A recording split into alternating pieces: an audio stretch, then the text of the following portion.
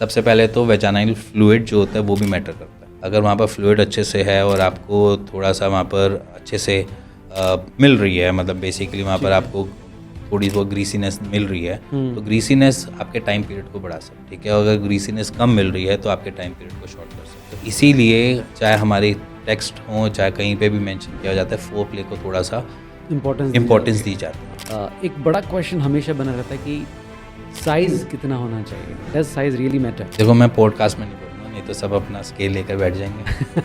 Scale लेकर भले ही ना बैठे, लेकिन पेन और डायरी लेकर जरूर बैठे, क्योंकि इस पॉडकास्ट में लड़कों की लाइफ के सबसे बड़े सवाल यानी कि सेक्स, मैस्टरबेशन, प्रीमेच्योर एजुकेशन और बचपन वाली गलती, इस तरह के सारे सवालों के जवाब आपको मिलेंगे। द नवनीत शो पर हमारे गेस्ट हैं doctor Himanshu Dhawan, a famous mail fertility expert from Gurgaon. Pre mature ejaculation अगर सफ़र कर रहे हो तो आज से कीगल एक्सरसाइज स्टार्ट करो और वो एक्चुअली वर्क करता है। जब पुरुष सुबह सुबह उठता है ना तो उसका इरेक्शन रहता है, हाँ। ऑटोमेटिक इरेक्शन होता है। Is it good sign? Good है, वही तो क्लियर करता है कि आप ईडी के पेशेंट नहीं हो। हाँ। तो ये खुशी की बात है कि खुशी की बात सुबह आप उठ रहे हैं और आपके साथ में छोटू भी जाग रहा है। छोटू भी जाग रहा है। सेक्स की फ्रीक्वेंसी देखो ऑन एन एवरेज अगर देखी जाए तो हम कहते हैं कि वीक में 2 बार ही अच्छी बात है। अभी एक स्टैंड अप कॉमेडियन ने ये कहीं कहा था कि प्री इजैकुलेशन से बचने के लिए मैं उस दौरान गिनती गिनने लगता हूँ एक वो डाइवर्स है, डाइवर्ज नहीं, कितना कारगर तरीका है और इससे बचने का तरीका क्या है? तो कारगर है, ऐसा नहीं है कारगर। तो डाइवर्ट योर माइंड। ये मिथ है, फैक्ट आप बताइएगा कि ज़्यादा मास्टरबेट करने से हेयर फॉल और आंखों की रोशनी कम होती है। और हाँ, अगर मैं बहुत ज़्यादा मटन भी खाता हूँ तो भी गड़बड़ी है। जितने भी, हाँ, मटन बहुत ज़्यादा खाना या बहुत ज़्यादा नॉन वेजिटेरियन की तरफ जाना तो भी मेरी फर्टिलिटी हैम्पर हो सकती है। अगर कोई लाइफस्टाइल चेंज करने की बात हो तो बेटर फर्टिलिटी और सेक्स लाइफ, कौन से 3 चेंजेस आप चाहते हैं कि लोगों को करना चाहिए? First of all Himanshu sir, thank you very much for coming on the Navneet show. आज 2 भाई मिलकर जो हैं फिर से कुछ ऐसा रचने वाले हैं कि जितने भी इस दुनिया भर के मर्द जात के लोग हैं उनकी प्रॉब्लम सॉल्व की जाए। बिल्कुल, डेफिनेटली। तो आप तैयार हैं मेरे सवालों के लिए? बिल्कुल, अच्छा लगेगा वैसे मेरे को भी जहाँ पर लोगों की प्रॉब्लम सॉल्व हो जी। Through this podcast. और अच्छा इसलिए भी लगता है क्योंकि पेशेंट को एक्चुअली इवैल्यूएशन हो ही नहीं पाती, कहाँ से वो ज्ञान ले, कहाँ Right. पर जाए जी। और उसके आसपास दोस्त यारी बहुत ज़्यादा अच्छा ज्ञान दे देते हैं। हाँ, और वो कई बार बहुत गलत चला जाता है। एग्जैक्टली। तो राइट एडवाइस इज इम्पॉर्टेंट। सबसे पहले मास्टरबेशन से शुरू करते हैं क्योंकि बहुत बड़ा मिथ है लड़कों की लाइफ का। 5-7 साल की उम्र के हुए नहीं और ये शब्द उनके कानों में पड़ते हैं तो बड़ा अजीब साउंड करता है। तो मास्टरबेशन अगर कोई कर रहा है लड़का तो कितना फ्रीक्वेंटली ठीक है? देखो, वैसे मास्टरबेशन अगर मैं वैसे जनरली बात करी जाए तो हम नॉर्मली करते हैं जी। ठीक है। अगर आप वीक में 1 बार या 2 बार ही कर रहे हो दैट्स अ गुड थिंग, उसमें कोई दिक्कत नहीं। ठीक है। इवन अगर आप गूगल पे भी जाओ, स्टडी भी पढ़ो और जितनी भी स्टडीज़ इस बारे में रिलेटेड हैं तो ऐसा कुछ नहीं कहता कि ये कोई बैड थिंग है या गलत चीज़ है कोई। बट मास्टरबेशन अगर आप बहुत ज़्यादा करते हो तो इश्यूज़ आते हैं और एक अर्ली एजेस में करते हो तो और ज़्यादा इश्यूज़ आते हैं। हम जब टीन एज में होते हैं तो ऑन एन एवरेज हमारे अंदर कुछ इस तरीके से चीज़ें चेंज हो रही होती हैं, हमारे हार्मोन्स इतने अच्छे से बढ़िया से बन रहे होते हैं कि जिसकी वजह से मास्टरबेट करना एक बार ही करते हैं तो बहुत अच्छा फील होता है और बहुत प्यारा फील होता है जिसमें और उसी फील के लिए हम बार बार मास्टरबेट करते हैं, रिपीट कर रहे हैं। राइट। ठीक है। और वो रिपीटेशन क्या होता है, धीरे धीरे हमारी आदत पड़ जाती है, हैबिट पड़ जाती है और वो हैबिट हमें परेशान करती है। जी। सो इसीलिए अगर हम वीक का एक अंदाज़ा लगाया जाए तो हम सिर्फ 2 बार ही कर सकते हैं और हर बारी 3 दिन का गैप लेकर करो तो सबसे बेस्ट है। क्योंकि हर 3 दिन में हमारे स्पर्म काउंट नए बनते हैं, बढ़ते हैं और हमारी साइकिल तैयार होती हैं। और मास्टरबेशन का जो राइट टाइम है वो 18 साल से अबव है, उससे पहले ये ना। बड़ी बात बताई आपने। 18 के ऊपर ही अगर आप हैं तो you should try for it. ठीक है। स्पर्म काउंट कम होता है मास्टरबेट करने से? हाँ, मास्टरबेशन अगर बहुत ज़्यादा करते हो तो स्पर्म काउंट हमेशा ही कम मिलेगा क्योंकि आप जितनी जल्दी आप बना नहीं रहे उससे जल्दी आप इजैकुलेट कर रहे हो उसको। तो जितना आपके 3 दिन में बनने का टाइम लगता है आप उससे पहले इजैकुलेट कर रहे हो तो वहाँ पर आपके स्पर्म काउंट कम मिलेंगे। इवन अगर आप सीमन एनालिसिस का टेस्ट करवाने भी जाते हैं मेरे जैसा या आपके जैसा, जी। तो आपको वहाँ पर जो सीमन एनालिसिस का टेस्ट कर रहा होगा वो भी आपको यही कहेंगे कि आप 3 से 4 दिन पहले एक मास्टरबेट करो फिर उसके बाद आकर टेस्ट करो, मतलब 3 से 4 दिन का गैप लेकर मास्टरबेट। सो इसीलिए क्योंकि उसमें क्लियर रिपोर्ट आ जाए, और अगर आप इसमें बहुत अर्ली करते हो तो वहाँ पर क्लियर रिपोर्ट भी नहीं आएगी और आपके स्पर्म काउंट कम मिलेंगे। सेक्स ड्राइव पर इसका क्या फ़र्क पड़ता है अगर आप बहुत फ्रीक्वेंटली मास्टरबेट कर रहे हैं? बहुत बड़ा फ़र्क पड़ता है, क्योंकि हमारी मास्टरबेशन हमें साइकोलॉजिकल इफेक्ट बहुत ज़्यादा डालती है। ठीक है। और साइकोलॉजिकल इफेक्ट कैसे, मतलब कि अगर मैं आज हूँ और मैं पोर्न देखकर कर रहा हूँ तो मेरे को टेम्पटिंग होगी कि जब मेरा पार्टनर आए तो मैं सेम एज इट इज़ वैसे ही करूँ, मास्टरबेशन के लेवल के टाइप का इंटरकोर्स। अच्छा। तो क्या होगा कि जब मेरे को ऐसी कोई चीज़ मिलेगी, मान के चलो मेरा कोई मेरा पार्टनर बना और मैं इंटीमेट हुआ, मैं प्लान उस तरीके से करूँ जैसे मैं पोर्न देख के करता था, वो चीज़ मेरे को नहीं मिल रही। हाँ। तो उस मोमेंट पे मेरे को एरेक्शन आने में भी दिक्कत आएगी, पहला point। दूसरा, अगर जब मैं यूज्ड टू होता हूँ मास्टरबेट का तो मेरे को मेरा माइंड डोपामाइन रिलीज करता है, एक तरीके का हैप्पी हार्मोन जी। वो तभी रिलीज हो रहा है जब मेरा मास्टरबेशन हो रहा है। तो हमारा माइंड और हमारी बॉडी एक तरीके से साइकिल में डेवलप हो जाती है अनटिल अनलेस अगर मैंने उसको ब्रेक डाउन नहीं किया तो मेरे को इंटीमेट होने के बाद भी ये फील नहीं आएगा कि मैं हैप्पी फील हुआ। ठीक है। तो ये एक कॉमन इशू है। और मोस्टली अगर मैं बात करी जाए तो ऐसे कपल्स मेरी क्लिनिकल प्रैक्टिस में भी आते हैं जी, जहाँ पर उनकी मैरिज वगैरह हो गई, ठीक है, और एज ए पेशेंट का मास्टरबेट के टाइम एरेक्टाइल हो रहा है, ठीक है, बट जब इंटीमेट का टाइम आता है तो नहीं हो नहीं हो रहा। तो ये केसेस होते हैं जहाँ पर हमने अपने पोर्न, अपनी मास्टरबेशन की जो यूज टू आदत है उसको अपने ऊपर इतना हावी कर लिया कि हमारा वाला मोमेंट ही डिस्ट्रॉय हो रहा है, जो एक्चुअली होना चाहिए, जो मेन है। जो मेन है जी, जो गॉड गिफ्टेड है, आई शुड से। तो इसीलिए मास्टरबेशन लिमिट हो, सेटल्ड हो तो अच्छा है, और अगर वो एक्सीड हो जाता है तो आप उसको एक तरीके से, हमारे पास भी पेशेंट होते हैं जी, जहाँ पर हमें ये बोलते हैं कि मेरे को तो मास्टरबेशन की हैबिट है, मेरे को अर्ज होता है, मेरे को बार बार करने का मन करता है, तो वो इसीलिए करता है क्योंकि आप उससे रिलैक्स फील कर रहे हो। और अगर आपने सोर्स कोई और ढूंढ लिया रिलैक्सिंग का, मान के चलो रादर देन मास्टरबेशन किसी और चीज़ को आपने अपनी बॉडी में डालने की कोशिश करी, जैसे मेडिटेशन कर ली या योगा कर ली या सिर्फ एक सोना भी कह लिया कि सोने से भी अगर आपको अच्छा फील हो रहा है तो आप अपनी उस आदत को थोड़ा सा मॉडिफाई करो, ठीक है। और नहीं तो इन सब सारी चीज़ों में सबसे बढ़िया चीज़ होती है स्पिरिचुअलिटी। जितने आप स्पिरिचुअल बनोगे उतने आपकी इन सारी चीज़ों से दूर ही होती जाएगी, ठीक है, चाहे वो आप किसी भी स्टेट, किसी भी धर्म में चले जाओ जी, ठीक है, वो थोड़ा सा इनसे थोड़ा दूर करती है। हाँ हाँ, क्योंकि उसमें आप एक अच्छे थॉट के साथ होते हो जहाँ पर वहाँ पर सेक्स को बुरा नहीं बोला जाता, बट हम एज्यूम करते हैं कि it's a bad thing, but actually बोला नहीं जाता। हमारे हिंदुइज्म में कभी भी सेक्स या इन सारी चीज़ों को लेकर कभी बुरा नहीं कहा। बिल्कुल, कामा सूत्र इनफैक्ट हमने ही दिया है पूरी दुनिया Exactly. को। यस, इसी के साथ बहुत सारे टेम्पल्स हैं जहाँ पर पोर्ट्रेट किया गया है पूरा का पूरा, तो मेरे हिसाब से यहाँ पर कोई भी बुरी चीज़ नहीं, बुरा sex। नहीं है, राइट राइट। और रही बात यहाँ पर, अगर मैं सबसे बड़ा एक बात करी जाए तो दैट्स अ शिवलिंग, जी, जहाँ पर वो एक लाइफ को ही दर्शाते हुए है कि इस दुनिया में लाइफ आई तो आई कैसे। हाँ राइट। तो ये बहुत सारी चीज़ें हैं जो हमें अपनी पुराने वेदा ग्रंथ और इन सारी चीज़ों से मिलती है, जी। बट वो इन सारी चीज़ों पे लिमिटेशंस को भी लगाने के लिए कहा जाता है, बिल्कुल ठीक कहा। बट अगर देखिए मास्टरबेशन, अगर कोई इंसान पॉर्न देख रहा है तो मास्टरबेट तो करेगा, इसका मेंटल हेल्थ पर क्या फ़र्क पड़ता है? देखो, मेंटल हेल्थ सबसे पहले ये होती है जब हम मास्टरबेट कर रहे हैं या पोर्न देख रहे हैं। जी, पोर्न देखने में हमारे पास बहुत सारी चॉइसेस होती हैं, बहुत अलग अलग टाइप की हमें पोर्न्स की देखने की कैटेगरीज वेराइटीज़ मिलती हैं, और मोस्ट ऑफ द पर्सन जो भी मास्टरबेट कर रहा है तो वो कुछ चॉइसेस को ही पकड़ता है अपनी, ठीक है, जो उसके साथ रिलेट कर पाए, जिसके साथ वो रिलेट कर पाए, ठीक है। और जब वो रिलेटिविटी अपनी और पोर्न की बना लेता है तो उसके बाद क्या होता है, वो साइकोलॉजिकली हम ट्रैप हो जाते हैं।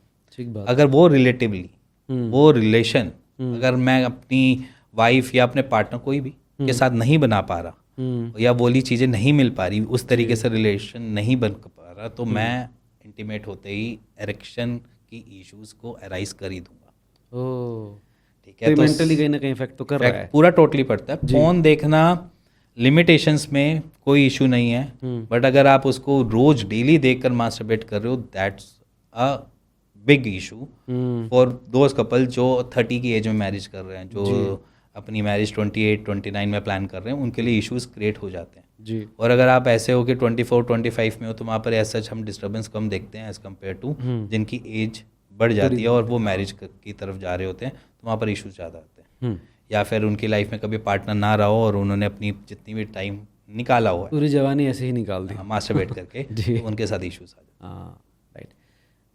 एक कहावत हमेशा चलती है, ये सेइंग हमेशा कही जाती है कि अपना स्पर्म बचा के रखो शादी के लिए बच्चा। तो कितना बचा के रखा जाए, क्योंकि अगर आप बचाएंगे तब भी वो नाइटफॉल या जिस तरह की चीज़ें होती है उसमें भी कहीं ना कहीं बाहर आना ही है वो। Exactly. तो क्या सही है ये? देखो स्पर्म को कोई ऐसे नहीं बचाया जा सकता। हाँ। ठीक है, आप ये सोचो कि मैं इजैकुलेट करूँगा तो वो ख़त्म हो जाएगा, ऐसा नहीं होता। हमारे अंदर एक स्पर्मेटोजेनेसिस की साइकिल होती है जो 90 डेज लेती है उसको पूरी साइकिल को रन होने में, और हर 3 दिन में हमें नए नए स्पर्म बनाकर देती है। ठीक है। ये पूरी एक साइकिल की एक थ्योरी है। Theory, okay. ठीक है, एक समझ लो एक साइंस है। ठीक है, ठीक है। अब इस साइंस में आप समझो कि अगर मैं 3 दिन में मेरे को मास्टरबेट करके मैं निकाल भी देता हूँ तो भी कोई इशू नहीं है, क्योंकि उसने आज नहीं तो कल थोड़े टाइम बाद डेड होकर बाहर निकलना है ना, आफ्टर नाइटफॉल, जैसे आपने अभी बात की। जी जी। अब क्या होता है, इसको अगर मेरे को प्रोटेक्ट करना है, अपने स्पर्म को प्रोटेक्ट करना है, तो एक ही जरिया है, वो है मेरी फिटनेस। ठीक है, ठीक है। मेरा मेंटल और मेरी हेल्थ कितनी फिट है। अगर मैं फिट हूँ, जितना मैं फिट रहूँगा उतने मेरे स्पर्म काउंट बनेंगे और बढ़ते रहेंगे। और जब मैं वीक पड़ूंगा तो मेरे स्पर्म काउंट पे सबसे पहला लोड आएगा। जैसे अगर मैं आयुर्वेद की बात करूँ तो ये 7th स्टेज पे माना जाता है ये इस प्रोसेस को, जिसमें ये अपनी न्यूट्रिशन गैदर करके आपको स्पर्म प्रदान करता है। ठीक बात है। ठीक है, 7th स्टेज है। अब 7th स्टेज तक एनर्जी को पहुंचने के लिए सबसे पहले कट डाउन ही 7th स्टेज करेगा। ओके। मतलब मान के चलो अगर मैं वीक हो रहा हूँ तो मेरे को सबसे पहला जो स्टेज कहाँ पर मेरे को एनर्जी कम करनी है वो सबसे पहले मैं इसी जगह पे करूँगा। इसीलिए हमेशा आपको फिट रहना पड़ेगा, मेंटली भी और फिजिकली भी। जितने आप फिजिकली और मेंटली फिट रहोगे आपके स्पर्म काउंट इतने ही अच्छे से बनते रहेंगे और ताउम्र बनते रहेंगे। इसी हिसाब से अगर मैं आपको एक्सपीरियंस की बात करूँ तो रूरल और सिटीज़ में थोड़े बहुत कॉम्प्लिकेशंस इसी मारे ज़्यादा मिलते हैं। अच्छा। कि विलेजर्स जो ऑलरेडी जो वहाँ के मर्द हैं या मैन हैं जी। उनकी productivity as compare to city से ज़्यादा निकलती है। जी। ठीक है, और उसके पीछे रीज़न भी यही है क्योंकि वहाँ पर मेंटल और फिजिकल स्ट्रेस कम है, जिसकी वजह से वो ज़्यादा अच्छी स्टेज पे बैठे रहते हैं। और अगर मैं यहाँ की बात करूँ तो वहाँ खाना भी ऐसा ही है, कुछ भी चल रहा है, लाइफस्टाइल खराब है, नींद पूरी हो नहीं रही है, स्ट्रेस बहुत है। गाँवों में चल जाओ तो थोड़ा ये देखा जाता है कि वहाँ पर स्ट्रेस कम है, लोग 10 बजे 9 बजे 8 बजे तक सो जाते हैं और फिर सुबह जल्दी उठते हैं, अपना खेतों में जाते हैं, फिजिकल वर्कआउट करते हैं, फिर उसके बाद अपना खाना पीना, गाय बंधी हुई है गाय से पी ले रहे हैं। तो वो थोड़ी नेचुरल चीज़ें उनके साथ ज़्यादा जोड़ी जाती हैं, जिसकी वजह से उनकी लाइफ भी ज़्यादा बेटर चली जाती है। अगर आज की डेट में देखो तो शहरों के जो जितने भी आप ओल्ड एज पीपल देखोगे तो आप कम देखोगे, ज़्यादातर घर में बैठे हुए देखोगे या कहीं कुछ ऐसी जगह ही बैठे हुए देखोगे, मतलब रेयर दिखते हैं, रेयर। बट अगर आप गाँवों में चल जाओगे तो हर 2-4 घर के बाद कोई ना कोई बाहर बैठा हुआ मिलेगा। जी। ठीक है, चाहे वो हुक्का ही फूक रहा हो बट मिल जरूर जाएगा। मिल जाएगा। हाँ, तो ये थोड़ा सा है अलग अलग एनवायरनमेंट की वजह से हम बहुत ज़्यादा चीज़ें सफ़र भी करते हैं। तो ये वो ही सफरिंग की बात है कि आप अपने आप को कितना हेल्दी रख रहे हो, कितने न्यूट्रिशन गैदर कर रहे हो, कितनी एनर्जी आप सस्टेन कर पा रहे हो अपनी बॉडी में और कितना उसको एसिमुलेट करवा कर अपनी बॉडी को अच्छे से बना पा रहे हो। राइट। ये मिथ है, फैक्ट आप बताइएगा कि ज़्यादा मास्टरबेट करने से हेयर फॉल और आंखों की रोशनी कम होती है? फैक्ट ही है, क्योंकि आंखों की रोशनी को तो नहीं मैं रिलेट करता, बट आपके हेयर फॉल होने के चांसेस हो जाते हैं। क्योंकि एक्चुअली देखा जाए तो हमारे बॉडी में हेयर की ग्रोथ जो सबसे ज़्यादा करवाता है वो प्रोटीन करवाता है। ठीक है, और हमारे जो स्पर्म हैं वो भी प्रोटीन के ही बने होते हैं। अगर मेरी प्रोटीन की रिक्वायरमेंट स्पर्मेटोजेनेसिस के पास ज़्यादा बन जाएगी तो मेरी बाकी की बॉडी में मसल भी डाउन होगी, मेरा हेयर फॉल हो सकता है, पॉसिबिलिटीज़ है। तो इसी वजह से प्रोटीन की कमी की वजह से मैं ये सारी चीज़ों को सफ़र कर सकता हूँ। जी। ठीक है, तो प्रोटीन की रिक्वायरमेंट अगर मेरी स्पर्मेटोजेनेसिस ज़्यादा मांगेगा तो मेरे को प्रोटीन डाइवर्ट करना पड़ेगा टूवर्ड्स स्पर्मेटोजेनेसिस, जिसकी वजह से मेरे को हेयर फॉल और मसल लैक वाली इश्यूज आ सकते हैं। जी। आजकल बहुत सारे प्रोडक्ट्स मार्केट में आए हैं जो कि आपको हेल्प करते हैं doing masturbation for male and female both, क्योंकि हम लोग ये बात कर रहे हैं कि बहुत फ्रीक्वेंटली नहीं करना है, लेकिन ये इस तरह के प्रोडक्ट कहते हैं कि आप तो बिल्कुल लगे रहो पूरे टाइम भाई साहब।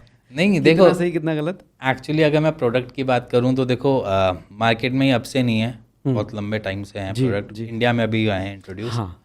बट अगर मैं बात करी जाए इसकी प्रोडक्ट्स को आप यूज़ करो, अगर you feel great while masturbation तो आप भी कर सकते हैं, हम भी कर सकते हैं, बट आप उसकी फ्रीक्वेंसीज को कम करो, रादर ना आप डेली ना करो। और मैं प्रोडक्ट के अगेंस्ट नहीं हूँ, अगर आपको अच्छा फील करवाते हैं और अच्छा फील करते हैं तो दैट्स ओके। पहले ये फीमेल्स के लिए नहीं होता था, फीमेल्स के लिए इंट्रोड्यूस होने चालू हुए, तो मेरे हिसाब से कोई भी बुरी चीज़ नहीं है जो आपको एक अच्छा रिलैक्सिंग चीज़ दे रही है, बट लिमिटेशंस के साथ हो कर रहे हो, दैट्स अ ग्रेट थिंग। अगर आप ओवर लिमिट कर रहे हो तो वो आपको ख़राब करेगा ही करेगा, आज नहीं तो कल करेगा। बिल्कुल ठीक कहा। अभी एक स्टैंड अप कॉमेडियन ने ये कहीं कहा था कि प्री इजैकुलेशन से बचने के लिए मैं उस दौरान गिनती गिनने लगता हूँ 1-2 वो डाइवर्स क्या है, डाइवर्ज नहीं, कितना कारगर तरीका है और इससे बचने का तरीका क्या है आप ये तो बताएं। कारगर है, ऐसा नहीं कारगर नहीं। तो डाइवर्ट योर माइंड। हाँ, अब बेसिकली क्या होता है, प्री मैच्योर इजैकुलेशन बहुत सारी अलग अलग चीज़ों पे मैटर करता है, जैसे कि टेम्परेचर, ठीक है, सराउंडिंग, ठीक है, और आप कितने लंबे टाइम फोर प्ले किया, देन उसके बाद इंटरकोर्स पे गए हो, ये भी मैटर करता है। तो बहुत सारे अलग अलग रीजंस होते हैं प्री मैच्योर इजैकुलेशन, जी। ठीक है। तो और अगर मैंने बहुत लंबे टाइम तक कुछ भी नहीं किया और वो मेरा स्टेज ऐसा हो कि मैंने 15-20 दिन तक कुछ नहीं किया, देन उसके बाद मैंने इंटरकोर्स के बारे में प्लान किया, तो वहाँ पर भी मेरा इजैकुलेशन अर्ली हो सकता है। अब इसके पीछे क्या है कि अगर आप डाइवर्जन डालते हो ड्यूरिंग इंटरकोर्स, तो आप डाइवर्जन डाल के अपने इजैकुलेशन को रोक सकते हो। जी। क्योंकि अगर आप मान के चलो तो आप एकदम से ट्रिगर ऐसे नहीं हो जाते, या कोई भी बॉडी ट्रिगर नहीं हो जाती कि एकदम से इजैकुलेट कर दे। जी। उसको ट्रिगर करने के लिए उसकी मेंटल स्टेटस होता है, उसका वहाँ खास तक पहुँचना चाहिए। अगर माइंड स्टेटस या मेंटल स्टेटस आपका ये कह रहा है कि नहीं नहीं अभी तो कुछ भी नहीं हुआ, तो आप उसको सस्टेन कर लोगे लंबे टाइम तक। जी। और अगर आप ये प्लान करोगे बस होने वाला है तो वहीं पे इजैकुलेट हो जाएगा। तो ये एक क्राइटेरिया है जहाँ पर हमारी सोच हमारे इजैकुलेशन से पूरी जुड़ी हुई है। जी। जी। अब इस मोमेंट पे अगर मान के चलो, अगर मैं ये प्लान कर रहा हूँ कि मैं इस ड्यूरेशन को बहुत लंबा लेके जाऊँ, ठीक है, तो वो ड्यूरेशन अपने आप ही ऑटोमेटिकली थोड़ी लंबी चली जाएगी। ठीक है। ठीक है। और अगर मैं यही सोचूं कि फोर प्ले करते हुए कि अभी निकल रहा है, अभी निकल जाएगा, अभी हो जाएगा, तो ना चाहते हुए भी हो ही जाएगा। इजैकुलेट हो जाएगा। तो यहाँ पर डाइवर्जन लेना ज़रूरी है। और एज इन जब इंटरकोर्स करे कोई भी, तो ज़रूरी नहीं है कि इंटरकोर्स सीधा एक ही बारी करना है। जब भी आपको ऐसा लगे तो पोस्चर्स को चेंज करो, ईजी वे। जी। दूसरा, अगर आपको 1 2 3 काउंटिंग जैसे बताया कि अगर वो डाइवर्जन दे रही है तो वो भी कर सकते हैं। लीजिए। दूसरा, अगर आपको ऐसा लगता है तो आप चीज़ों को अलग तरीके से सोचना चालू करो उस मोमेंट, ठीक है। जितना टाइम आप एक पोस्टर पे दे रहे हो उससे नेक्स्ट वाला प्लान करो कि किस तरीके से करोगे, तो वहाँ पर भी आपका टाइमिंग थोड़ी बढ़ जाती है। ठीक है। तो ये बहुत सारे डाइवर्जन्स हैं। और दूसरे डाइवर्जन्स ऐसे होते हैं जैसे कि कुछ डाइवर्जन आपको अलग तरीके से भी इशू दे सकते हैं, जैसे कि किसी रूम में इंटरकोर्स चल रहा है या हो रहा है और एज ए नॉक होना चालू हो जाए, तो वहाँ पर भी आप देखोगे तो इजैकुलेशन जल्दी हो जाएगी, ठीक है, ऐसा भी होता है। तो वैसे डाइवर्जन्स की तरफ अगर आप देखोगे तो वहाँ पर भी इशू आता है। जैसे कि इंटरकोर्स करते हुए अगर मैं नॉर्मली एक किसी की बात करूँ तो पर्दा किस कलर का है, ठीक है, और ये कर्टन पूरा क्यों नहीं है लॉक, अगर इन सारी चीज़ों के बारे में सोच रहा हूँ तो मेरा एरेक्टाइल थोड़ा लो हो सकता है और मेरा इजैकुलेशन थोड़ा जल्दी हो सकता है। तो डाइवर्जन काम करता है जी। बट डाइवर्जन किस वे में लेके जाना है, इट्स अप टू अस, ये आपके ऊपर है। Right right. अच्छा, आजकल बहुत सारे मेडिसिन एंड स्पेशली कॉन्डोम्स भी आ गए हैं जो कि आपकी इजैकुलेशन को डिले करते हैं। Is it okay to use them? या उसमें क्या ही फ़र्क पड़ता है। अब मान के चलो इजैकुलेशन आप जिस भी वे में लो, चाहे उसमें जल्दी या लेट का, सिंपल एक ही क्राइटेरिया है जी। बेसिकली हम जब कोई भी एक पार्टनर इंटरकोर्स कर रहा है तो उसमें जो मैटर करता है, बहुत सारी चीज़ें मैटर करती हैं। सबसे पहले तो वेजाइनल फ्लूइड जो होता है वो भी मैटर करता है। अगर वहाँ पर फ्लूइड अच्छे से है और आपको थोड़ा सा वहाँ पर अच्छे से मिल रही है, मतलब बेसिकली वहाँ पर आपको थोड़ी बहुत ग्रीसीनेस मिल रही है, तो ग्रीसीनेस आपके टाइम पीरियड को बढ़ा सकती है, ठीक है। अगर ग्रीसीनेस कम मिल रही है तो आपके टाइम पीरियड को शॉर्ट कर सकती है। अच्छा। तो इसीलिए चाहे हमारे टेक्स्ट हों, चाहे कहीं पे भी मेंशन किया जाता है, फोर प्ले को थोड़ा सा इम्पोर्टेंस दी जाती है कि थोड़ा फोर प्ले किया जाए। तो अच्छा फोर प्ले कितनी देर का होना चाहिए? मैं ये नहीं कह सकता कि इतना होना चाहिए, क्योंकि डिपेंड्स करता है body to body, foreplay पे भी इंडिविजुअल पे डिपेंड करता है। तो इसीलिए यहाँ पर कोई भी क्राइटेरिया नहीं है कि कितना है। पर आइडियल कुछ आइडियल अगर मैं बात करूँ तो 5 मिनट, 6 मिनट या 10 मिनट, इससे ऊपर मत जाओ, क्योंकि इससे ऊपर जाओगे तो आप जल्दी इजैकुलेट कर दोगे। Okay, as in male body, female को मैटर नहीं करता, राइट। ठीक है। तो आपका इजैकुलेशन जल्दी हो जाएगा। तो मेरे हिसाब से 5 से 10 मिनट का फोर प्ले एनफ होता है। उसके बाद अपना इंटरकोर्स की तरफ कैरी ऑन करो, क्योंकि वहाँ पर अगर आप ज़्यादा फोर प्ले करोगे तो इश्यूज ज़्यादा बढ़ेंगे। ठीक है। ऐसी बहुत सारी एक्सरसाइजेज होती हैं, कीगल एक्सरसाइज का नाम हम लोगों ने सुना है, जो कि हेल्प करती हैं।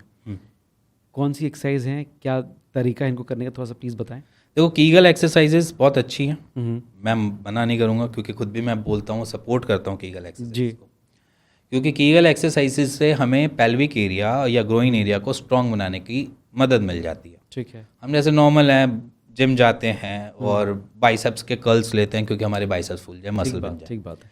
वैसे ही हमने अपनी पूरी बॉडी में हम अपनी ग्रोइन एरिया के या पेल्विक एरिया की मसल्स को कितनी बारी स्ट्रेंथ देने की कोशिश करते हैं पूरी लाइफ में, अभी तक जब तक हम बड़े हुए। सही बात है, बिल्कुल नहीं, बहुत ना के बराबर। तो ये वाला एरिया जो रहता है वो थोड़ा सा हमारा कमज़ोर हो जाता है। ठीक है। एज इन ज़्यादातर देखोगे तो लीन जितने लोग मिलेंगे आपको, बहुत ज़्यादा लीन जो होते हैं, उनके साथ ये ट्रबल्स थोड़ी ज़्यादा देखी जाती है। तो उन वाली जगह पे जहाँ पर आप लीन हो, तो उनके लिए तो मैं ये साफ बोलता हूँ कि मैंडेटरी कर लो कि आप यहाँ पर कीगल एक्सरसाइज को डेली रूटीन में लेकर आओ। ठीक है। क्योंकि उन्हीं में ही सबसे ज़्यादा आपको इश्यूज देखेंगे पीएमई के, ईडी के नहीं मिलेंगे, पीएमई के ज़्यादा मिलते हैं। ओके। प्री मैच्योर इजैकुलेशन के ज़्यादा मिलते हैं। तो प्री मैच्योर इजैकुलेशन अगर सफ़र कर रहे हो तो आज से कीगल एक्सरसाइज स्टार्ट करो, और वो एक्चुअली वर्क करती है। कितने दिन में इसका असर दिखाई देता है? देखो, कहने के लिए तो कुछ पेशेंट मेरे को महीने भर में भी बोल देते हैं, और कुछ को थोड़ा ज़्यादा टाइम लगता है, depends on mental and physical stress. अगर मैं रात को सोता नहीं हूँ और मैं सुबह उठ के ये बोलूँ कि मैं जल्दी उठ के मैं कीगल एक्सरसाइज कर लूँ, तो उसका भी फ़ायदा नहीं है। तो मेरी नींद भी अच्छी होनी चाहिए, वो भी इम्पोर्टेंट है। ठीक है जी। 8 घंटे या 9 घंटे, वैसे दुनिया कहती है 8 घंटे की नींद लो, मैं तो कहता हूँ 9 घंटे की नींद लो। नींद 1 घंटा फालतू लो, कोई इशू नहीं है, ठीक है। पर नींद पूरी लो। ठीक है। और हमेशा टाइमिंग को फिक्स बना कर रखो, क्योंकि आपकी पूरी बॉडी एक साइकिल पे चलती है। अगर वो साइकिल ब्रेक होती है तो उसको भी उसमें एडजस्ट होने में टाइम लगता है। अगर मान के चलो, अगर आपने कभी देखा होगा कि अगर आप 2 बजे सोए हो और सुबह 11 बजे उठे हो, ठीक है, या 3 बजे सोए हो और सुबह 11 बजे उठे हो, तो आपकी पूरी की पूरी डे टुडे की जो पूरी साइकिल होती है वो थोड़ी बिगड़ जाती है। आपको भूख टाइम पे नहीं लगेगी, थोड़ा सा लेट लगेगी। आपके जो ब्रेकफास्ट, लंच, डिनर जितने भी होते हैं उस दिन आपको थोड़ा अजीब लगेगा। मे बी शायद थोड़े एसिडिटी चीज़ें या एसिडिक रिफ्लक्सेस आपने देखने चालू कर दो अपनी बॉडी में। तो अगर ऐसा कुछ दिख रहा है तो आपकी वो प्रॉब्लम ऐसा नहीं है कि आपकी बॉडी कर रही है, वो आपकी लैक ऑफ स्लीप की वजह से भी है। ठीक है। तो साइकिल हमेशा मेंटेन रखो, क्योंकि हमारी बॉडी बनी ही साइकिल के लिए। ऐसा नहीं है कि वो साइकिल ब्रेक करके आप कुछ भी कर सकते हो। अगर आप रात को काम कर रहे हो, दिन में सो रहे हो, तो वो एक साइकिल बनाओ और उसको सस्टेन करके रखो। ऐसा नहीं है कि जिस दिन मैं रात को काम कर रहा हूँ, अगले दिन सुबह जाकर सो रहा हूँ, ठीक है, फिर उसके अगले दिन उल्टी साइकिल कर दी। तो ऐसे ना करो, साइकिल को मेंटेन रखो। साइकिल हमारी एक डे टू डे की रूटीन है। अगर इसमें कुछ भी गड़बड़ी मिलती है तो सबसे पहले वो इफेक्ट डालती है आपकी हेल्थ पे, और उसमें एक इफेक्ट इस पे भी डालती है कि आपकी फर्टिलिटी हैम्पर भी हो सकती है। तो इसीलिए फर्टिलिटी और ईडी या पीएमई से बचना है तो अपनी साइकिल को प्रॉपर रखो। जी। कोई ऐसा मैजिकल फूड है जो आप सजेस्ट करेंगे to increase the testosterone level या स्पर्म काउंट को बेहतर करने के? देखो, सबसे पहली चीज़ जो है अश्वगंधा, मैं नाम लेता हूँ, हर्ब है, और डॉक्यूमेंटेड भी है उसका कि वो 50% सरप्लस कर देती है आपका स्पर्म काउंट। तो ashwagandha it's a great herb, आप ले सकते हो। अश्वगंधा की बहुत सारी टैबलेट्स और इवन अश्वगंधा के कैप्सूल्स मिलते हैं मार्केट में, अवेलेबल है। ठीक है। तो आप वो इनटेक कर सकते हैं टेस्टोस्टेरोन के लिए। इसी के साथ गोक्षुरा है। गोक्षुरा बेसिकली जो है वो भी टेस्टोस्टेरोन बूस्टर की तरह काम करता है, तो वो इनटेक कर सकते हैं। इसी के साथ अगर मैं बात करी जाए तो थोड़े बहुत अगर आप डेली उसमें विटामिन डी या सेलेनियम या आप इसके साथ प्रोटीन इनटेक करते हैं तो आपके स्पर्म काउंट कभी कम नहीं होते और आपको फर्टिलिटी इश्यूज नहीं आएंगे। ठीक है। तो सबसे ज़्यादा ये हमें किस में मिलते हैं? एग वगैरह में मिल जाते हैं। तो जो एगिटेरियंस है वो एग खा सकते हैं, ठीक है। बाकी अगर आप वेजिटेरियंस हैं तो उसमें आप वॉलनट्स खा सकते हैं, डेट खा सकते हैं, खजूर, ये सारी चीज़ें इनटेक कर सकते हैं, ये बहुत मैजिकल पावर रखते हैं। अंजीर खा सकते हैं, उसमें भी बहुत मैजिकल पावर है। इसी के साथ अगर मैं बात करी जाए तो हमको कुछ ऐसी डेफिशिएंसी है जिसकी वजह से हमारी फर्टिलिटी हैम्पर हो सकती है, तो उन पे ध्यान देना, जैसे कि विटामिन डी, ओके, ठीक है, इसी के साथ आपका सेलेनियम, इसी के साथ प्रोटीन, ठीक है, इसके साथ जिंक। ये कुछ 4 एलिमेंट ऐसे हैं जिसकी वजह से हमारी स्पर्म काउंट बहुत कम हो सकता है। और अगर हम वैसे भी जाएं किसी फर्टिलिटी इश्यूज़ को लेकर किसी भी MBBS डॉक्टर के पास, जी, तो वो आपको एक प्रिस्क्रिप्शन में ज़रूर एक जिंक का सप्लीमेंट ज़रूर लिखेगा, इसके साथ प्रोटीन का कोई डेरिवेटिव दे देते हैं, जी, जी, ठीक है, या फिर उसके साथ कोई भी ऐसी चीज़ें दे देते हैं जो मल्टीविटामिन से जुड़ी हुई हो। तो इसलिए देते हैं क्योंकि आपकी बॉडी में एसिमुलेशन हो और वो आपकी साइकिल को बढ़ा दे, जिसकी वजह से आपके स्पर्म काउंट बढ़ जाए। हाँ, ये एक मेन रीज़न। तो ये वाली सप्लीमेंटेशन हमेशा पूरे रखो। बनाना खाओ, अखरोट खाओ, खजूर खाओ, अंजीर खाओ, पालक खाओ, अंडे खाओ, जी, इन सारी चीज़ों से खाते रहो तो चीज़ें सही चलती रहेंगी। अगर मैं खाऊं छोले भटूरे, मैं खाऊं पिज़्ज़ा, तो नहीं होता कुछ भाई, सीधी बात। सही बात। और हाँ, अगर मैं बहुत ज़्यादा मटन भी खाता हूँ तो भी गड़बड़ी है। ये जितने भी, हाँ, मटन बहुत ज़्यादा खाना या बहुत ज़्यादा नॉन वेजिटेरियन की तरफ जाना, तो भी मेरी फर्टिलिटी हैम्पर हो सकती है। ये नहीं उसके बात बताई आपने बिल्कुल। उसके पीछे रीज़न ये होता है, अगर मान के चलो मेरा गट हेल्दी नहीं है ना, हम्म, तो समझ लेना कि मेरी बॉडी किसी भी न्यूट्रिशन को ढंग से एसिमुलेट कर ही नहीं पा रही है, ओके, ठीक है। ठीक है, और मोस्ट ऑफ द केसेस में जैसे मटन हो गया या फिर आपके नॉन वेज जो रिलेट इससे जितनी भी चीज़ें हैं, तो उसको डाइजेस्ट होने के लिए टाइम लगता है। और हमारा पेट ऐसा भी नहीं है कि तुरंत डाइजेस्ट हो जाए, हाँ, और ओवर द टाइम पीरियड इन्हीं पेशेंट में सबसे पहले हमें दिखती है लीवर की दिक्कत। फैटी लीवर हो गया या फिर अलग अलग इश्यूज इनमें ज़्यादा लीवर के देखे जाते हैं। जी, जब इनका लीवर थोड़ा बहुत गड़बड़ा जाता है तो इनकी बॉडी अपने आप ही फर्टिलिटी को थोड़ा सा हैम्पर करना चालू कर देती है, क्योंकि वहाँ पर जिंक की रिक्वायरमेंट जो होती है वो थोड़ी कम हो जाती है, वो उसको डाइजेस्ट नहीं कर पा रहा होता, जिसकी वजह से दिक्कतें और ज़्यादा बढ़ जाती हैं। जी, इसीलिए जो बहुत ज़्यादा नॉनवेज खाते हैं उनके लिए भी गड़बड़ी है, और जो बहुत ज़्यादा वेज खाते हैं उनके लिए भी गड़बड़ी है।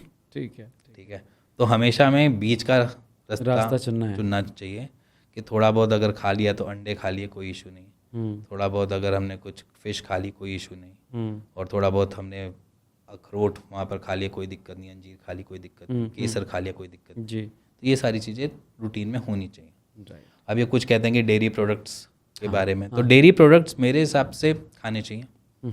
डेयरी प्रोडक्ट्स हमें एनर्जी दे देते हैं, जिसको डाइजेस्ट हो जाता है बहुत बढ़िया है। जिनको इंटॉलरेंस है वो ना ही खा तो पाते ही नहीं, ना ले पाते डेयरी प्रोडक्ट्स को, तो वहाँ पर भी न्यूट्रिशन उनका लैक मिलता है। हाँ, ठीक है, ठीक है, तो इसीलिए अपनी बॉडी को इतना फिट बनाओ कि सारी चीज़ें वो डाइजेस्ट भी कर ले और आपकी बॉडी में लगा भी दे। जी, ठीक है। एक बड़ा क्वेश्चन हमेशा बना रहता है कि साइज़ कितना होना चाहिए? Does size really matter? देखो, मैं पॉडकास्ट में नहीं बोलूँगा, नहीं तो सब अपना स्केल लेकर बैठ जाएंगे। तो मेरे हिसाब से साइज़ मैटर कभी नहीं करता। ओके, ऐसा नहीं है कि मैं व्यूअर को खुश कर रहा हूँ, बट एक्चुअली मैटर नहीं करता, क्योंकि अगर देखा जाए तो वेजाइना को खुश करने के लिए सिर्फ उसकी आगे वाली फ्रंट में ही इतनी नर्व्स होती हैं जो उसको हैप्पी करती हैं एज ए फीमेल बॉडी। ठीक है, तो वो फ्रंट की होती है, ऐसा नहीं कि वो इंटरनल जितना अच्छा अंदर दूर जाएगा उतना आपको सामने पार्टनर को आप बहुत अच्छा फील करवा सकते हो। ठीक है, हाँ, बड़ा मैटर करता है थोड़ा सा, बट ऐसा नहीं कि मतलब कि आप बहुत जितना बड़ा कर लोगे तो उससे बड़ा हेल्प मिलेगी या कुछ होगा। एक्चुअली एक वेजाइना या एक फीमेल बॉडी को खुश करने के लिए उसकी फ्रंट वेजाइना की ही एक लेयर्स होती हैं वहाँ पे बहुत सारी जी, वो ही इतनी सारी नर्व्स के साथ जुड़ी होती हैं जो उनको बेसिकली ग्रेट फील करवाती है। ठीक है, तो वो नर्व ही बेसिकली हैप्पी फील करवाती है उनको उस मोमेंट पे। सो इसीलिए मैं कहता हूँ कि कभी मैटर नहीं करता कि आपका जो साइज़ है वो कितना बड़ा होना चाहिए, कितना नहीं। जी, आप उस मोमेंट को कितना इंजॉयबल लेते हो वो मैटर करता है। That is important, right? ठीक है, वो इम्पोर्टेंट करता है कि आप उसको किस मोमेंट को किस तरीके से लेते हो। अब फोर प्ले में आप क्या कर रहे हो, क्या मैटर कर रहे हो, मैटर नहीं करता। मैटर करता है कि आपने उस ड्यूरेशन में कितना इंजॉय खुद किया और करवाया। ठीक है, ये एज इन दोनों के साथ होता है, मेल फीमेल दोनों के साथ, जी, कि जितना इंजॉय करना है आपने किया भी और आपने करवाया भी। तो ये एक मोमेंट होता है कि जिसमें आप एक सेक्स जो वर्ड है उसको कितना आप फील करके उस चीज़ को आप कर रहे हो और जितना आप वापस ग्रेट उनसे मिल भी ले रहे हैं, ठीक है। तो मेरे हिसाब से साइज़ मैटर नहीं करता, मैटर करता है कि आप कितना उस मोमेंट को एंजॉय कर रहे हैं। साइज़ बढ़ाने के लिए मार्केट में बहुत सारे आजकल ऑयल्स और लिब्रिकेशंस वगैरह मार्केट में मिलते हैं, कितने ये काम करते हैं या नहीं करते हैं? नहीं करते हैं। नहीं करते। अब एक चीज़ बताओ, अब हमारे सिर्फ बॉडी में एक एडल्टहुड के बाद कोई भी ऐसी ऑर्गन नहीं है जिसको आप बड़ा कर सको। ट्रू, सिर्फ बालों को छोड़ के। बाल ऑर्गन में नहीं आते वैसे जी, ठीक है। तो हम बोलें कि हम तेल लगा लें बालों की तरह और हमारा जो पेनिस है वो एकदम से बढ़िया से हो जाए। हाँ हाँ हाँ, आपके ये तिला विला काम करते हैं, एरेक्शन में अच्छा काम करते हैं, क्योंकि वहाँ का ब्लड के फ्लो को जब आप बार बार उस टूवर्ड्स उस तरफ कर रहे होते हो, एज ए मसाज कर रहे होते हो, तो आपका ब्लड का फ्लो बढ़ाते हैं। बट कोई भी ऑयल, कोई भी ऐसी कोई भी चीज़ नहीं है तिला विला या कोई भी चीज़ जो लिंग के साइज़ को बढ़ा दे या जो भी पेनिस के साइज़ को बढ़ा उसको बढ़ा दे, राइट। कोई भी ऐसी चीज़ नहीं है। और हाँ, वहाँ की मसल्स, अब बेसिकली अब सबसे पहले कंसेप्ट समझते हैं कि एरेक्टाइल होता कैसे है। एरेक्टाइल होने का फंडा एक ही है कि ब्लड का फ्लो टूवर्ड्स ऐसे जाता है जो पंप करता है उस जगह को, और जिसकी वजह से वो एरेक्टाइल होता है, पेनिस। अब जैसे मान के चलो, अगर हम बाइसेप्स कर्ल्स लगाते हैं और उसके बाद हम देखते हैं कि हमारी जो मसल होती है यहाँ की वो पंप कर जाती है, सेम थोड़ा सा इससे different but as I phenomena समझो कि वो इसी तरीके से पंप करती हैं। बट यहाँ पर हम बार बार ऐसे कर रहे हैं तो ब्लड का रश यहाँ पर भी टूवर्ड्स जाता है, जिसकी वजह से पंप कर जाती है। वहाँ पर भी सेम वही क्राइटेरिया है, जी जी, वहाँ पर ब्लड का रश जाता है और वो उसको पंप कर देता है। जी। अब ये जो पंपिंग का जो प्रोसेस है ये आपके ब्लड के फ्लो पे है, ठीक है। आपने यहाँ पर कीगल एक्सरसाइजेस इन्वॉल्व करी, जिसकी वजह से आपके वहाँ पर हेल्प मिली कि टूवर्ड्स उस तरफ ब्लड का फ्लो ज़्यादा जाए। जितना ज़्यादा ब्लड का फ्लो आप भेज सकते हो उतना अच्छा अपना एरेक्टाइल कर सकते हो, ठीक है। तो ये एक तरीका है। तो आप इसमें जितना फिजिकली मैं एक्टिव रहूँगा उतना मेरा ब्लड का फ्लो बेटर मेरी बॉडी पे चलेगा, राइट। अगर मैं स्टैटिक रहूँगा, मेरी लाइफ बिल्कुल ऐसी रहेगी डम्बो टाइप की, तो मेरा ब्लड का फ्लो वैसे नहीं रन कर पाएगा जैसे करना चाहिए, जिसकी वजह से ओबीस पेशेंट में ईडी की थोड़ी बहुत शिकायतें देखने को मिलती है, ठीक है। ब्लड का फ्लो वैसा नहीं करता, जिसकी वजह से ये इश्यूज उनको देखने को मिलते हैं। तो इसीलिए मैं कहता हूँ कि जितना आप फिट हो, भागो, दौड़ो, साइकिलिंग करो, कुछ भी करो, बट अपने आप को कुछ ना कुछ एक्टिविटी में इंडल्ज करो जिसमें फिजिकल एक्टिविटी इन्वॉल्व हो, जिसकी वजह से ब्लड का फ्लो टूवर्ड्स आपकी पूरी बॉडी में भागता रहे, चलता रहे, दौड़ता रहे, जिसकी वजह से एरेक्शन में आने में कोई दिक्कत नहीं आएगी। और वैसे एक थ्योरी भी कहते हैं कि हमें कभी ना कभी अपनी पूरी लाइफ में कभी ना कभी ईडी फेस करनी पड़ती है। वो मोमेंट कभी भी हो सकता है, और वो ऐसा भी नहीं होता कि 1 महीना हो और अगले महीने ठीक हो जाए। किसी को वो 6 महीने भी चल सकता है, किसी को साल भर भी चल सकता है, किसी को 1 महीना भी चल सकता और अपने आप ठीक होगा? नहीं, उसमें बहुत सारी अलग अलग चीज़ें आ जाती हैं। अब क्या होता है, जैसे मान के चलो, पेशेंट की एक बात बता देता हूँ आपको।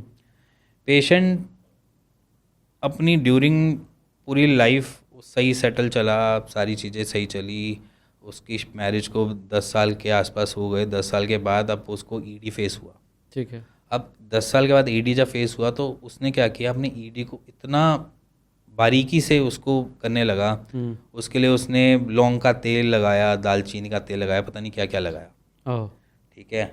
और फिर उसके बाद क्या हुआ, लौंग के तेल से उसको थोड़ी सी वहाँ पर होती होगी तो एरेक्टाइल हो जाता होगा, उसके बाद वो इंटरकोर्स कर लेता होगा। उस टाइम के बाद वो लौंग का तेल या दालचीनी का तेल कुछ काम नहीं कर रहा, ठीक है। अब क्या हुआ कि अब उसकी साइकोलॉजिकली ऐसे बन गई है कि अब उससे कुछ होता ही नहीं है, अब वो बूढ़ा हो गया, ठीक है। अगर मैंने ऐसी थ्योरी बना ली और ऐसा ही सोच कर मैं बैठ गया तो मेरी जो ये रिपेयर अप होने वाली जो स्टेज थी वो कभी आएगी नहीं जी, ठीक है, क्योंकि मैं अपने से ही नेगेटिव हो गया कि मुझसे होगा नहीं कुछ, ठीक है। तो अब वो वाली जो प्रॉब्लम थी, वो प्रॉब्लम मेरी साल से ऊपर चली गई, 2 साल हो गई, 3 साल हो गई, वो तो पक्की हो गई, वो पक्की हो गई। तो इसीलिए अगर मैं बात करूं तो कोई भी बीमारी आपको बीमारी इतनी जल्दी नहीं मारती, उसका डर ही मारता है। तो जो ये डर है ना, पहले तो इस डर को निकालना पड़ेगा कि अगर कोई भी चीज़ ऐसी फेस कर रहे हो तो सबसे पहली चीज़ समझो कि आप फिट हो जाओगे। टाइम हो सकता है, क्या पता किसी और की एडवाइस ज़्यादा अच्छी लगे एज़ कम्पेयर टू किसी और से, तो वो चीज़ है कि किसी और की एडवाइस इतनी अच्छी काम कर जाए कि वो बढ़िया हो जाए। तो बट कभी भी अपने ब्रेन से या अपने दिमाग से कभी निराशा मत लो अपनी हेल्थ को लेकर। जिस दिन आपने लेनी चालू कर दी उस दिन से आप और ज़्यादा ट्रबल में गिर जाओगे। ठीक बात है। मुझे बताइए कि क्या जो सेक्स की फ्रीक्वेंसी होती है, इससे फर्टिलिटी का कोई लेना देना होता है? सेक्स की फ्रीक्वेंसी देखो, ऑन एन एवरेज अगर देखी जाए तो हम कहते हैं कि वीक में 2 बार ही अच्छी बात है और कूल है, सबके लिए भी सही है, एज इन मेल फीमेल दोनों के लिए बढ़िया है। हाँ। अगर आप फर्टिलिटी की बात करें तो ज़्यादातर फर्टिलिटी के केसेस हो जाते हैं, इनमें नेचुरल कंसीव हो जाता है, तो ऐसा कोई इशू नहीं है। अगर आप वीक में 3 बारी भी कर लेते हो तो भी कोई दिक्कत नहीं है, ठीक है। तो ऐसा कोई परेशानी वाली बात नहीं है। और अगर मैं बोलूँ कि आप डेली करो और डेली ही हो जाएगा, तो ऐसा नेचुरल कंसीव करने वालों को थोड़ी होती है कि मैं डेली करूँ और डेली से हो जाएगा, बट अगर आप एक दिन का रुक के करोगे तो ज़्यादा बेटर है मेरे अच्छा। नेचुरल कंसीव के लिए। कोई पोजीशन भी होती है जो सबसे बेहतर होती है कंसीव करने के लिए, ऐसा कहते हैं ना, मिशनरी इज गुड? नहीं, ऐसा कुछ पोजीशंस नहीं मैं मानता कि ये पोजीशन होगा तो नेचुरल कंसीव होगा। अब बहुत सारी फीमेल्स को ऐसा लगता है कि स्पर्म जब हम इजाकुलेट करते हैं नेचुरल कंसीव में, मोस्ट ऑफ द केसेस में वेजाइना से बाहर आ जाता है, ठीक है, एक नॉर्मल सी चीज़ है वो, ठीक है। तो ऐसा कुछ नहीं है कि वो सस्टेन नहीं कर रहा या ऐसा कुछ नहीं है, क्योंकि फीमेल बॉडी उस टाइम उसको इजैकुलेट मतलब वो अपने आप ही उनसे ऑटोमेटिकली वो वेजाइना से बाहर आ जाता है। हाँ। हमारे सिर्फ स्पर्म की तो सिर्फ एक ही की रिक्वायरमेंट है, ठीक है। अब उसमें से वो 5 ml में से 4 ml बाहर आ गया, 1 ml भी अंदर आ गया, तो उससे भी कंसीव हो जाएगा, वो काम करेगा अपना। वो काम करेगा जी। तो ये मैटर नहीं करता कि आपने सीधा 5 ml डाला है तो 5 ml बाहर आ गया तो वो कंसीव नहीं होगा। तो ये एक ऐसी चीज़ें जो एक पार्ट भी अगर गया तो वो काम करेगा, काम कर जाता है। जी। तो इसीलिए मैं कहता हूँ कि फ्रीक्वेंसी हो या ये वाले जो इश्यूज हो नेचुरल कंसीव में, या अगर कोई भी कपल ऐसा देख रहा है तो सबसे पहले वो ये सारी चीज़ें ना छोड़ते हुए एक बार अपने टेस्ट करवा ले, ठीक है। कोई भी कॉम्प्लिकेशंस अगर आ रही हैं या मेल साइड आ रही है फीमेल साइड आ रही है तो उसको रेक्टिफाई किया जा सकता है। अर्ली स्टेजेस में थोड़ी जल्दी रेक्टिफिकेशन हो जाती है, लेटर ऑन और विद लेटर एजेस के साथ और ज़्यादा इशूज आ जाते हैं। तो इसलिए मैं कहता हूँ कि अगर आपको ऐसा कुछ लग रहा है और बड़े लंबे टाइम से नेचुरल कंसीव करने की प्लान कर रहे हो बट हो नहीं रहा, तो आप एक बार टेस्ट जरूर करवाओ। जी। बहुत सारे लोग आजकल जिम जाते हैं, दिखने बड़े हष्ट पुष्ट दिखाई देते हैं, लेकिन शायद वो स्टीरॉयड्स व बाकी चीज़ों के चलते उनकी ये सारी चीज़ें बड़ी अफेक्ट करती हैं। कितना सही है? ये बिल्कुल सही है। पेशेंट हमारे पास भी आते हैं, बट देखो एक्चुअली क्या है कि अगर हमारी बॉडी टेस्टोस्टेरोन बूस्ट कर रही है और मैं टेस्टोस्टेरोन के इंजेक्शन ले रहा हूँ और मेरी टेस्टिस अपना काम कर रहे हैं, हमारे ऑर्गन ना कुछ इस तरीके से हैं कि जब तक उसको बाहर से कोई भी चीज़ मिल रही है तो वो खुद से काम करना कम कर बंद कर देगी। ठीक बात, ठीक है। वही वैसे ही फंडा है। अगर मेरे को खाना खाने के लिए जी, मेरे को काम नहीं करना पड़ रहा तो मैं काम नहीं करूँगा, नहीं करूँगा। तो वैसे हमारा शरीर है, ठीक है। ठीक है। और अगर मेरे को खाना खाने के लिए काम करना पड़ रहा है तो मैं हमेशा काम करता रहूँगा खाना खाने के लिए। जी। वैसे हमारा शरीर है कि मान के चलो अगर मैं काम करने की ज़रूरत ही नहीं है क्योंकि मेरे शरीर को तो टेस्टोस्टेरोन मिल ही रहा है और अच्छे से मिल रहा है, ठीक है। तो मैं अपना काम करना बंद करूँगा, धीरे धीरे कम करूँगा। तो वहाँ पर फर्टिलिटी इश्यूज, हार्मोनल इम्बैलेंसेस वाले चैप्टर स्टार्ट हो जाते हैं। जी। तो इसीलिए कह रहा हूँ कि अगर आप फिटनेस के लिए जा भी रहे हैं तो ये सारी चीज़ों से थोड़ा सा दूर हो जाओ। जी। अपनी बॉडी को वैसे फिजिकली फिट बनाओ, अक्षय कुमार जैसी फिजिक बनाओ रादर देन सलमान खान जैसी। हाँ, ये बहुत बड़ी बात बोली आपने। तो वो ज़्यादा बेटर है, जी। जिसमें आप लंबा टाइम अपने स्टैमिना को बूस्ट कर सकते हो, सब कुछ कर सकते हो। और अगर आज की डेट में भी मेरे ख्याल से दोनों की सेम एज है, सलमान खान सर जी, की और जी। चाहे वो अक्षय कुमार जी की, की। तो सेम एज है। और आज की डेट में अगर हम ऑन स्क्रीन भी देखें या ऑफ स्क्रीन भी देखें तो अक्षय कुमार जी जो है थोड़े यंगर ज़्यादा लगते हैं एज़ कम्पेयर टू सलमान भाई। सलमान भाई। हाँ। तो इसीलिए कहता हूँ कि फ़िटनेस की तरफ जाना है तो फिटनेस की तरफ जाओ, बट अपनी बॉडी में कुछ भी ऐसा कुछ टेक ना करो जो आपको बाद में इश्यूज या डिस्टर्बेंस क्रिएट करे। जी। जैसे कि किसी का वज़न बहुत ज़्यादा है, किसी का वज़न बहुत कम है, इससे भी क्या सेक्स लाइफ पर इफेक्ट पड़ता है? देखो वजन ज़्यादा हो सेक्स लाइफ पे डिपेंड करता है, क्योंकि ओबीज जब भी होंगे हमारा ब्लड का फ्लो वैसा रन नहीं करेगा, तो सबसे पहले हम ईडी फेस करते हैं ओबीज में। हाँ ओबीज में और दूसरी चीज़ें क्या होती हैं कि हमारा जब कंपैटिबिलिटी पूरी ढंग से नहीं बन पाती है, मान के चलो ठीक है हमारा इरेक्टाइल भी सही से हो रहा है, बट उसके बाद हमारी कंपैटिबिलिटी पीएमई की शिकायत थोड़ी ज़्यादा देखने को मिलती है, तो वहाँ पर कंपैटिबिलिटी मेल फीमेल की नहीं बन पाती, जिसकी वजह से हमारे नेचुरल कंसीव में थोड़े से डिस्टर्बेंस या इश्यूज आते हैं। ठीक है, और ओबीज पेशेंट के साथ इसके अलावा कोई चीज़ें हमें नहीं दिखाई देने को मिलती कि कोई डिस्टर्बेंस हम देखते हो ओबीज जी पेशेंट में। जी लीन पेशेंट्स में हमको कुछ चीज़ें की डिस्टर्बेंस देखने को मिलती हैं कि एक लैक ऑफ एनर्जी की वजह से, या जैसे मैं बोलूँ कि उनकी एसिमुलेशन जो पार है या एनर्जी स्टोर करने की जो पार होती है वो थोड़ी कम होती है। ठीक है, और उसकी वजह से उनकी जो डाइट होनी चाहिए वो मेरे ख्याल से फुल ऑफ न्यूट्रिशंस होनी चाहिए।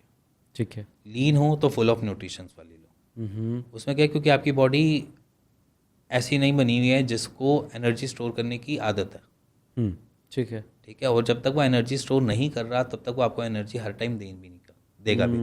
तो यहाँ पर हमें एनर्जी स्टोर नहीं करवानी, हमने अपने आप को इतना फिट बनाना है कि हमारी हर सारी चीज़ें अच्छे से चलें। ठीक है।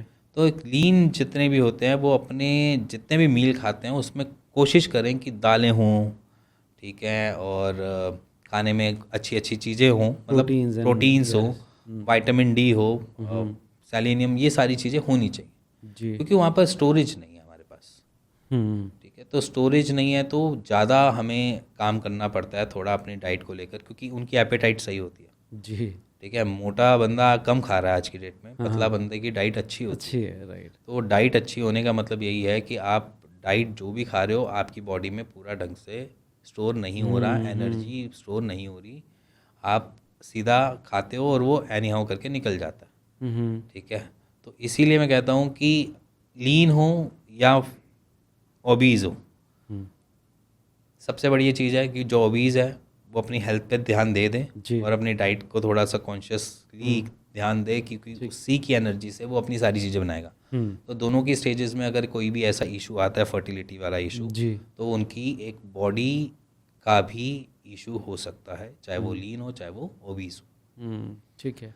तो और फर्टिलिटी मैटर करती है और ईडी भी मैटर करती है इसी भी आप पे जी। ब्लड का फ्लो, सारी चीज़ें मैटर करती हैं। राइट, ब्लड का फ्लो तो आपके हिसाब से बहुत इंपॉर्टेंट है बॉडी में। अगर कोई लाइफस्टाइल चेंज करने की बात हो, बेटर फर्टिलिटी और सेक्स लाइफ, कौन से 3 चेंजेस आप चाहते हैं कि लोगों को करना चाहिए? सबसे पहली तो मैं हमेशा बोलता हूँ स्लीप, नींद अच्छी होनी चाहिए। दूसरा लाइफस्टाइल में अपनी साइकिल्स के ऊपर आप ध्यान दो कि आपकी साइकिल कैसे चल रही है, और मतलब डे टू डे की रूटीन में। जी। अगर वो साइकिल अच्छी चल रही है, साइकिल में आपकी नींद प्रॉपर है, आपका सुबह उठना, एक्सरसाइज करना, या फिर आपकी ये सारी चीज़ें सही चल रही हैं, तो बढ़िया चल रहा है। जी। अगर आपकी लाइफस्टाइल में ऐसा कुछ भी नहीं है, कभी भी उठना है, कभी भी खाना है, कभी भी सो जाना है, तो समझ लेना कि आज नहीं तो कल और द टाइम ऑफ 30 से अबव जब जाओगे तो आप कॉम्प्लिकेशंस अपनी बॉडी में देखना जल्दी चालू कर दोगे एज़ कम्पेयर टू जिनकी साइकिल अच्छे से चल रही है। ठीक है। अब अगर मैं बात करी जाए तो अब हमारे पास पेशेंट्स बहुत सारे पुलिस के होते हैं जिनकी नाइट ड्यूटीज़ होती हैं, डे ड्यूटीज़ होती हैं। ओह। तो पुलिस, आर्मी, इनके साथ सबसे बड़ा इशू ये होता है कि वेरिकोसिल हो जाना। ठीक है, वेरिकोसिल एक्वायर्ड प्रॉब्लम होती है बेसिकली। क्या एग्जैक्टली है, थोड़ा सा बताएं। वेरिकोसिल बेसिकली अगर बात करी जाए तो टेस्टीज से जुड़ी हुई कुछ वेन्स जिसके अंदर वॉल्स ख़राब होने की वजह से रिफ्लक्सेस बनने चालू हो जाते हैं, ब्लड का फ्लो टूवर्ड्स टेस्टीज वापस जाना चालू कर देते हैं, जिसकी वजह से टेस्टीज अपने न्यूट्रिशन नहीं ले पाते, जिसकी वजह से इनफर्टिलिटी कॉज करते हैं और उसके साथ साथ पेन देते हैं और इवन इतने दूर तक भी ले जा सकते हैं जहाँ पर आपके टेस्टीज को श्रिंक कर सके, छोटा कर सके, ट्रॉफी कर सके। तो वेरिकोसील में फंस जाते हैं क्योंकि कॉज बाय एक्सरसाइज, ज़्यादा एक्सरसाइज करने की वजह से, बिना सपोर्टर एक्सरसाइज की उन्होंने आर्मी की ट्रेनिंग में, तब भी प्रॉब्लम है। तो बहुत सारी अलग अलग कॉम्प्लिकेशंस है जिससे हम समझते हैं कि हर बंदा कहीं ना कहीं किसी ना किसी चीज़ से फंस सकता है। और रही बात इसकी, जैसे आपने क्वेश्चन पूछा मुझसे, जी, 3 ऐसे लाइफस्टाइल चेंजेस। तो 3 लाइफस्टाइल में तो सबसे पहले स्लीप हो गई, और दूसरा आपका डे टू डे की साइकिल हो गई, और तीसरा स्ट्रेस फ्री लाइफ में हमेशा रहो। जितना आप स्ट्रेस फ्री रहोगे उतना आप बढ़िया रहोगे। जी। अगर लेट मैरिज प्लान हो रही है तो उसका भी कितना इम्पैक्ट पड़ता है बिकमिंग पेरेंट एंड वो सारी देखो चीज़ें। वैसे अगर मैं नेचुरल कंसीव की बात करूँ तो पेशेंट ऐसे नहीं है कि कंसीव नहीं कर पाते 30 के बाद। जी। तो ऐसा ज़रूरी नहीं है, बट हाँ अगर मैं साफ बोलूँ कि 30s या 32 के बाद कॉम्प्लिकेशन मेल फीमेल दोनों में बढ़ जाते हैं। फीमेल बॉडी में थोड़ी जल्दी बढ़ जाते हैं क्योंकि इस टाइम तक फीमेल बॉडी थोड़ी ज़्यादा हार्मोनल इम्बैलेंसेस को सफ़र कर रही होती है। बहुत सारी जो फीमेल्स हैं इंडिया में वो थायराइड की पेशेंट बन गई है, पीसीओडी पीसीओएस हो गया, तो वहाँ पर कॉम्प्लिकेशंस और ज़्यादा बढ़ जाते हैं, नेचुरल कंसीव करने में इश्यूज आते हैं। तो इसीलिए कहता हूँ कि अगर आप नेचुरल कंसीव की तरफ जा रहे हैं तो टेस्ट करवाना रिक्वायरमेंट है। टेस्ट करवाओ और चेक करो अपनी फर्टिलिटी वगैरह। और अगर आप 30 की एज पे जा रहे हो तो आप नेचुरल कंसीव के लिए तरफ जाओ, मना नहीं है जी। और क्योंकि अब आज का जो क्राइटेरिया है वो थोड़ा बदल गया। जी। पहले हम हमारे मम्मी पापा के टाइम पे या हमारे पेरेंट्स के टाइम पे बेसिकली क्या होता था कि 24 या 25 साल का था। हमारे दादा दादी के टाइम में 18 साल के आसपास था या 16 साल के आसपास था। अब आज का क्राइटेरिया 30 साल हो गया। ठीक है, तो ये हमारी जो नेक्स्ट जनरेशन आएगी क्या बताऊँ उनका 35 हो, ये भी पॉसिबिलिटीज़ है। यस। तो उसके पीछे कॉम्प्लिकेशन सबसे पहली तो यही है कि हम अपने जो इंजॉयबल टाइम होता है, जिसे हम कहते हैं कि एक सेक्स लाइफ को एंजॉय करने वाला टाइम, जी। वो मेरे हिसाब से 18 साल के बाद से ही है। ठीक है। ठीक है। और अगर मैं राइट एज बोलूँ मैरिज करने की, तो वो भी मैं ये बोलता हूँ कि भैया वो 24 साल 25 साल के Is the आसपास right age, हाँ। Is the right as.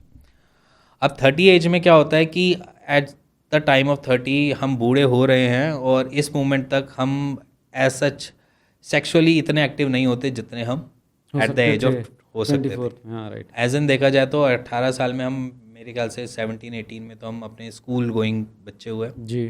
School going बच्चों में आप देखना कि हम अपना भी बात करें, आप और मैं भी, मतलब हम उस टाइम पे इतने सही सेट स्टेबल होता है, हमारे हार्मोन्स इतने अच्छे से वो बन रहे होते थे कि चलती बस या कहीं पे भी हमको एरेक्टाइल मिल जाता था। अब वैसी चीज़ नहीं होती। अब ऐसा नहीं है कि आपको कभी भी कैसे भी एरेक्टाइल हो रहा है।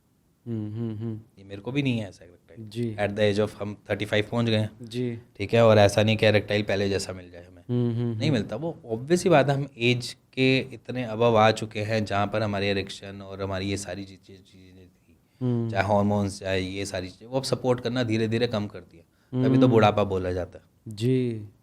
और एट द एज ऑफ वहाँ पर हम बिल्कुल जवान होते हैं, नए नए वो होते हैं, एरेक्टाइल ऐसे हो जाता है, किसी को कुछ सोचने की भी ज़रूरत नहीं है। और तो अब उस टाइम और इस टाइम में ज़मीन आसमान का फ़र्क खुद में ही बॉडी में दिखता है। जी। जी। तो यही एक चीज़ होती है जिसको हम कहते हैं कि एजिंग मैटर करती है। तो मेरे हिसाब से 30 साल के बाद कॉम्प्लिकेशंस हो सकती हैं, आप लो। बट अगर मेरी मानो, अगर किसी ने अगर 25 की एज में है तो 26 में मैरिज कर सकता है भाई, अपनी सेक्स लाइफ एंजॉय करेगा, जी। अपनी नेचुरल कंसीव करे, कोई इशू नहीं। उसके पास अप्रॉक्सीमेटली 10 साल हैं जिसमें वो अपना एंजॉय कर सकता है एट द एज ऑफ 35 तक।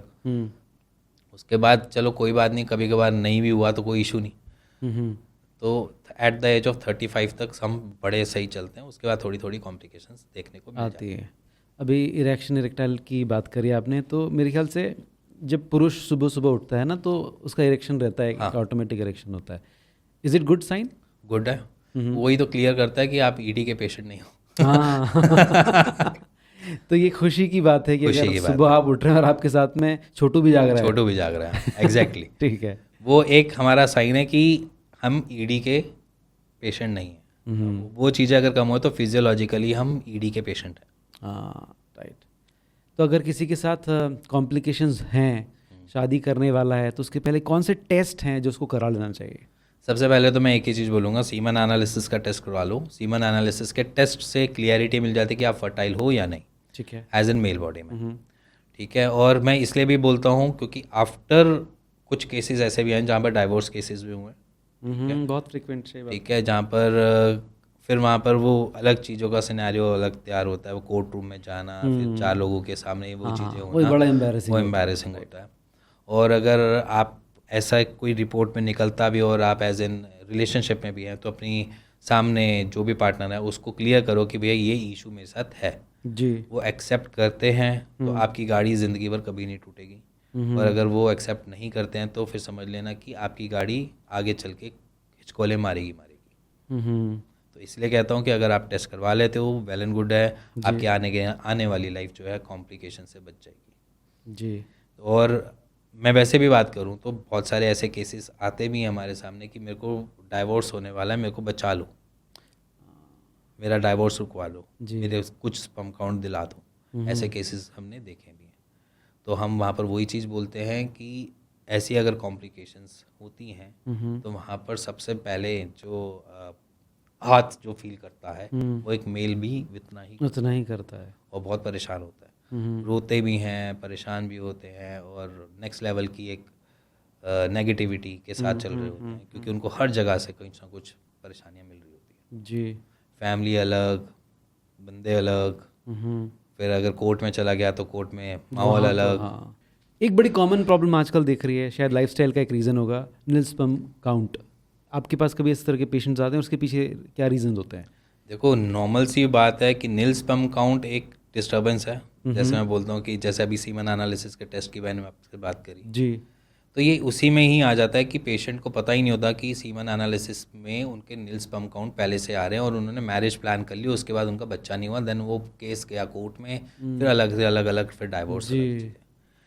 तो ये बेसिकली क्या है कि अभी तो चलो मैं आपको सारी चीज़ें छोड़ता हूँ, जो नील स्पर्म काउंट के पेशेंट है पहले तो रिकवरी देख लो उनकी, क्योंकि अभी हमारे पास 2 टेस्टिमोनियल आए हैं। अच्छा, आपके पास हैं ऐसे? ओके।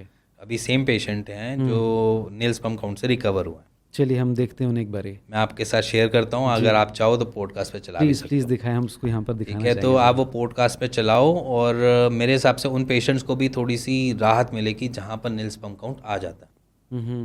ठीक है। क्योंकि नील स्पर्म काउंट के केसेस में मोस्ट ऑफ द डॉक्टर्स या जो जितने भी हैं MBBS या MD जितने भी हैं वो ज़्यादातर आपको ये गायनिक भी आपको रिकमेंड यही करते हैं कि IVF करवा लो, डोनर से करवा लो जी, टेसा करवा लो। टेसा वो बेसिकली सिरिंज लेकर टेस्टिस से निकाल के। और ठीक। तो बेसिकली फंडा यहाँ पर यही कहता है कि यहाँ पर पेशेंट टू पेशेंट वेरी करता है। किसी को ऑब्स्ट्रक्शन है, किसी को हार्मोन इम्बैलेंस है, किसी को मैचुरेशन अरेस्ट का केस है जी। अगर मैं उस सब्जेक्ट पे जाऊँगा तो बहुत लंबा हो जाएगा, बट रिकवरी पॉसिबिलिटीज़ है। मैं ये नहीं कहता कि पूरे 100 के 100 पेशेंट रिकवर हो जाते हैं, बट अगर 100 पेशेंट देखो तो उसमें से 30% की रिकवरी मिल जाती है। ठीक है। बट ये है कि नील स्पर्म काउंट के पेशेंट को वैसे तो वो निराश हो जाते हैं, बट उनके पास भी एक आशा आ जाती है, चाहे वो आयुर्वेद से ले। ठीक है। आयुर्वेद यहाँ पर हेल्प कर देता है, कहीं ना कहीं इतनी मदद कर देता है कि उनके स्पर्म काउंट कुछ आ जाए, बाद में जाकर IVF प्लान कर लें, जिसकी वजह से उनको कोई इशू या डिस्टर्बेंस ना देखने को मिले अपनी लाइफ में और खुद का चाइल्ड हो उनके पास। हाँ, जो हमेशा एक परिवार भी चाहता है, हमेशा प्रेशर फैमिली का ही होता है कि अपना खुद का बच्चा होना चाहिए। बहुत कॉम्प्लिकेशंस के साथ एक मेल बॉडी भी फाइट कर रही होती है, कहने के लिए कुछ नहीं है, बट अगर मैं आज की बात करूँ तो एक मेल फीमेल में सबसे ज़्यादा कॉन्शियस जो होता है सेक्स के टाइम में या किसी भी चीज़ के टाइम में, वो मेल ही ज़्यादा मिलता है। क्योंकि उसको इरेक्टाइल करना है, इरेक्टाइल करके उसने इंटरकोर्स को आगे बढ़ाना है। ठीक है, अगर उसका इरेक्टाइल नहीं हुआ तो भी वो अपने ऊपर क्वेश्चन उठा लेगा। ठीक है, अगर नहीं भी उठाया तो सामने वाले ने उठा दिया तो उसने अपने ऊपर एक स्टैंप लगा दी कि मुझसे होगा नहीं। परफॉर्मेंस प्रेशर बहुत बड़ा होता है। एग्जैक्टली। तो इसीलिए मैं कहता हूँ कि मेल बॉडी को एट दैट मोमेंट अगर कोई फेस कर रहा है तो अपने पार्टनर से इस बारे में बात करके थोड़े से अपने रिलेशनशिप को बहुत ग्रेट बनाए, अच्छा बनाए। ठीक है, और वो सारी चीज़ें यहाँ पर हेल्प करती हैं। और आयुर्वेद क्या कोई भी ऐसी चीज़ नहीं है जहाँ पर मैं बात करूँ कि अगर ED से या कोई भी ऐसी प्रॉब्लम से आप फेस कर रहे हैं तो आपको वहाँ से सिर्फ और सिर्फ एक फीमेल ही निकाल सकती है। यस, मेरा यही क्वेश्चन था, रिस्पॉन्ड करके या हेल्प करके। वो एक मूवी आई थी आयुष्मान की, उसमें भी यही बताया था। Right, great sir, thank you very much इतनी सारी काम की बात बताने के लिए। आई एम श्योर जितने भी लड़के इस वक्त इस पॉडकास्ट को देख रहे होंगे, वो महिलाओं के लिए एक वर्ड चलता है वो 4 दिन, ये हमारे लड़कों के लिए एक वर्ड चलना चाहिए वो वाली बात। तो वो वाली बात आज कंप्लीटली डिकोड हो चुकी है। थैंक यू वेरी मच ये सारी डिटेल हमारे साथ शेयर करने के लिए। Thanks a lot. Thank you very much.